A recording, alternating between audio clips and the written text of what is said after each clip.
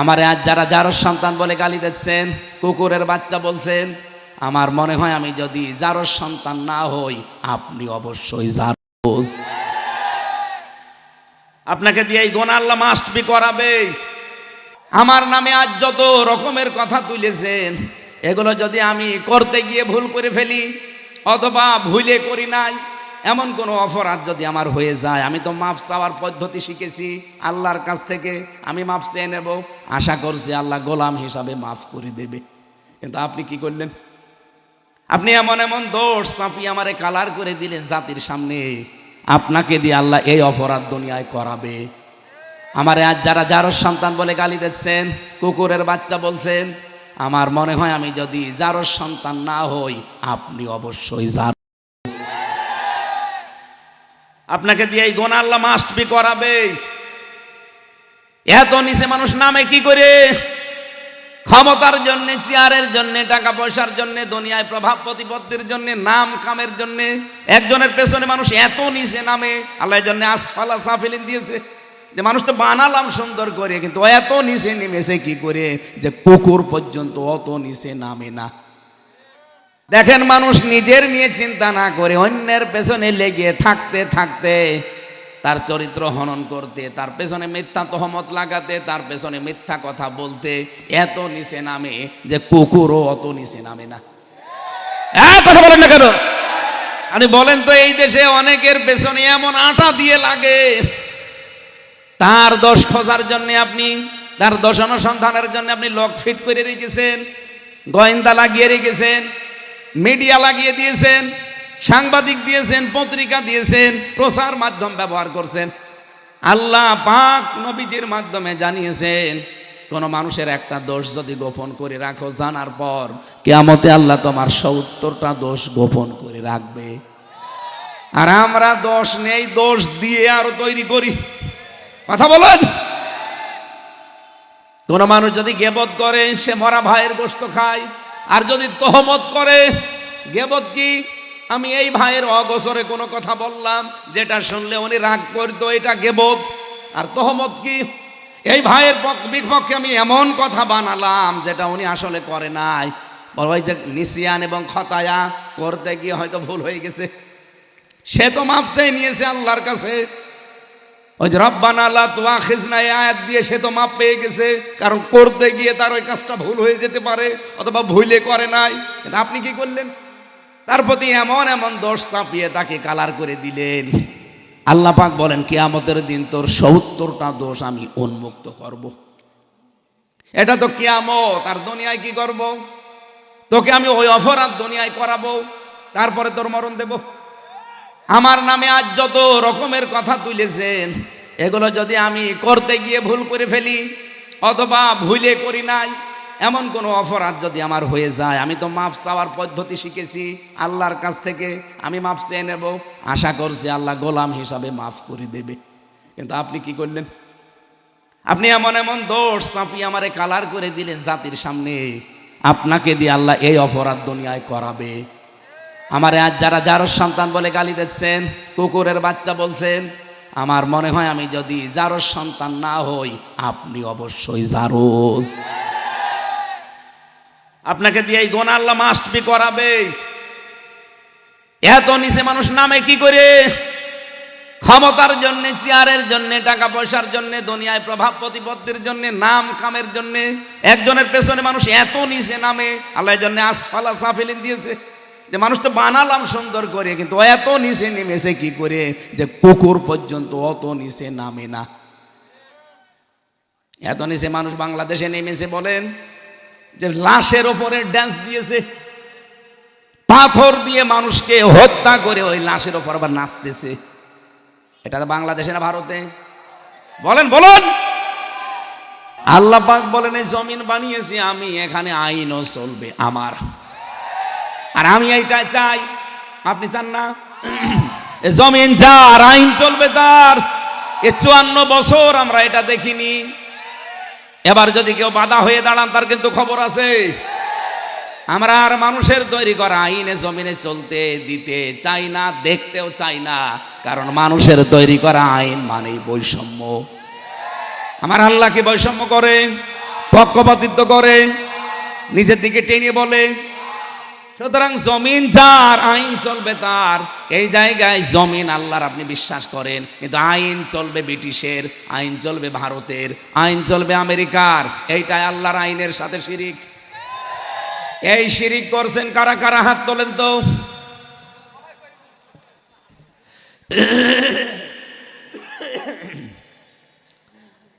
কে ওয়াজ করবো বলেন? এই হিসাবে আমরা কিন্তু এখন সবাই মুশরিক। কি তার মানে? সবে মেরাজে আল্লাহ পাক যে হাদিয়া দিয়েছিলেন নবীকে, যে আমি মাফ করে দেব শিরিক না করলে, আমরা মাফ পাওয়ার জায়গায়, তাহলে মাহফিল আর হবে না, বন্ধ করে দিই না। শিরিক করলে আমি আপনি ওয়াজ করে কি করব? সিদ্ধান্ত আজকে এই চার দেওয়ালের মাঝে না, এই সামিয়ানার নিচে নেওয়া লাগবে, যে জীবনে যতদিন আছি আল্লাহর আইন বাদ দিয়ে মানুষের আইনের পক্ষে আমি আর নেই। কারা পারবেন সিদ্ধান্ত নিতে? তারা হাত তোলেন। আন্দাজে হাত তুলবেন না। দেখেন হাত তোলেনি অনেকে, ওই যে দেখেন হাত তোলেনি, দেখলেন? আমি জানি যে ওরা মুশরিক। হ্যাঁ আলহামদুলিল্লাহ ভাই, যা দেবেন পরে মনাজাতের সময়। হ্যাঁ ঠিক আছে। আমার মনে হয় এত বাংলা ভাষায় খোলামেলা বলার পরেও যদি কেউ না বোঝার ভান করে থাকেন, কেউ রাগ করেন, ওর ভেতরে আবু জেহেলের রক্ত আছে। এর চাইতে আর কি বলা যায় স্যার বলেন তো? এর চাইতে বাংলা কোন ভাষা আছে সে ভাষায় বলেন, আমি ওই ভাষায় বলছি। এত সহজ করে বলার পরও আপনার রাগ হয়, আমার মনে হয় আপনি মানুষ না, বিবেকের ওপরে আপনার এই কুকুরে প্রসাব করছে। আপনার কপাল আর হেদায়েত নেই। আমির হামজারে হবে না, আপনারে এখন বাকারি শরীফ লাগবে। কোরআন শরীফ বুখারী শরীফ দিতে বলছি, কিছুই হচ্ছে না। কি শরীফ লাগবে? আর বাকারি শরীফ আমাদের সাথেও আছে।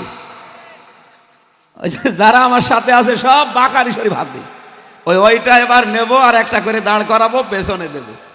আসেন, ওয়াজ আর হবে না। এটাই শিরিক মুক্ত জীবন না গঠন করলে এই সবে মেরাজে আপনি মাপ পাবেন না। আশা করছি আপনার বিবেকের দরজা একটু ধাক্কা লাগবে। এরপরও যদি না লাগতে চায়, ওই আবু জেহেলের মতো খতম হয়ে গেছে। হেদায়েত তো আর আমার হাতে নেই, আছে আমার হাতে। কি আছে? ফাইন্নামা আলাইকাল বালাগ ওয়া আলাইনাল হিসাব। সূরা রদের 39 নম্বর আয়াত। হে নবী, আপনার দায়িত্ব হচ্ছে পৌঁছিয়ে দেওয়া, হিসাব নেওয়ার দায়িত্ব আপনার না। কার? এই জন্য আমি একেবারে যেইটা জানি সঠিকভাবে পৌঁছিয়ে দিলাম, যে এটা করলে শিরিক হয়। এরপর আপনি এখন যা করেন করেন। 120 প্রকার এরকম আছে, সবগুলো আমি বলতে চাচ্ছি না। আমি এটা লিখেছি, আমি যা বলি তাই লিখি। এটার ভেতরে এই তথ্যগুলো আছে। সৃষ্টি জগৎ নিয়ে লিখা, মেরাজ কিভাবে হয়েছিল, কি কি শিক্ষা পেয়েছিল, এই কথাগুলো এখানে লিখা আছে। যদি পারেন এখান থেকে পরে নিয়ে যান। আমি আগে আলোচনা শেষ করি নাকি মোনাজাত করে দেবো? 1 ঘন্টা সময় নিয়েছিলাম, 1 ঘন্টা হয়ে গেছে, বার করে আর কিছুক্ষণ চালাবো। 3 নম্বরে হাদিয়া আল্লাহ পাক দিচ্ছেন। দেখেন তো হাদিয়া আপনি নিতে পারেন কিনা। সূরা বাকারা ওই শেষ 2টা আয়াত আল্লাহ বলেন, হে নবী, এই 2 আয়াত আমি কোন নবীকে এই হাদিয়া দেইনি, আপনাকে দিলাম। কিভাবে ঈমান আনতে হবে সেই পদ্ধতি আপনাকে আমি আজকে শিখালাম। কিভাবে আমার কাছে গুনাহ মাফ চাওয়া লাগবে সেই পদ্ধতি আপনাকে আমি শিখালাম। আপনি উম্মতদেরকে এভাবে বলবেন। 3 নম্বরে কাফেরদের ওপর কি করে বিজয়ী হওয়া লাগবে, এই কথাগুলো আপনি উম্মতদেরকে শিক্ষা দেবেন।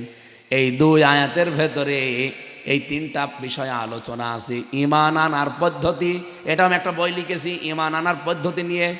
2 নম্বরে কিভাবে মাফ চাবেন আল্লাহর কাছে। রব্বানা লা তুআখিযনা ইন নাসিনা আও আখতানা। হে আমাদের রব, আমরা যে কাজ ভুলে করি নাই অথবা করতে গিয়ে ভুল হয়ে গেছে, 2টাই মাফ চাই।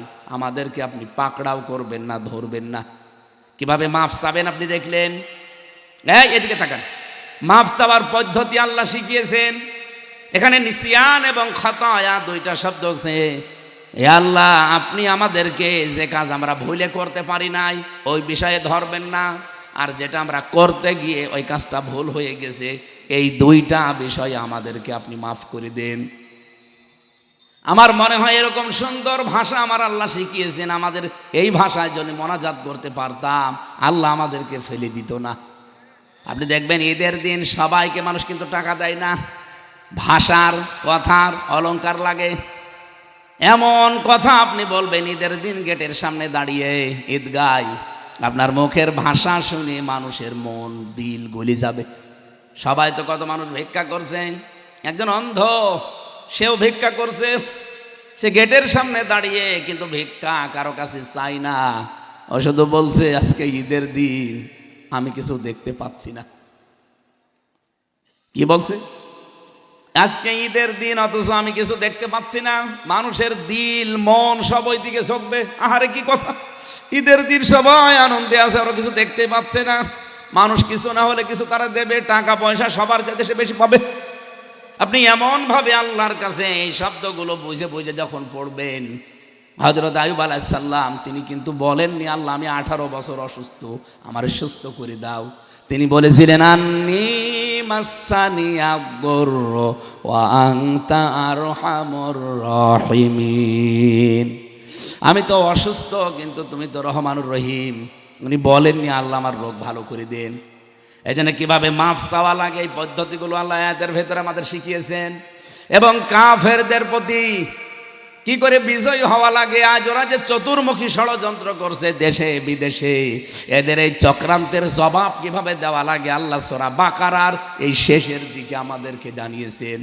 আজ যেহেতু ষড়যন্ত্র চলছে ইসলাম নিয়ে, আলেমদেরকে নিয়ে, আমার মনে হয় সূরা বাকারার এই শেষের শব্দগুলো এখন আমাদের স্থান কাল পাত্র ভেদে অ্যাপ্লাই করা দরকার। আহ্বান জানাবো যারা পারেন আপনি দেখবেন ওয়াফু আন্না ওয়াগফির লানা ওয়ারহামনা আনতা মাওলানা ফানসুরনা আলাল কওমিল কাফিরিন। এখানে পদ্ধতিগুলো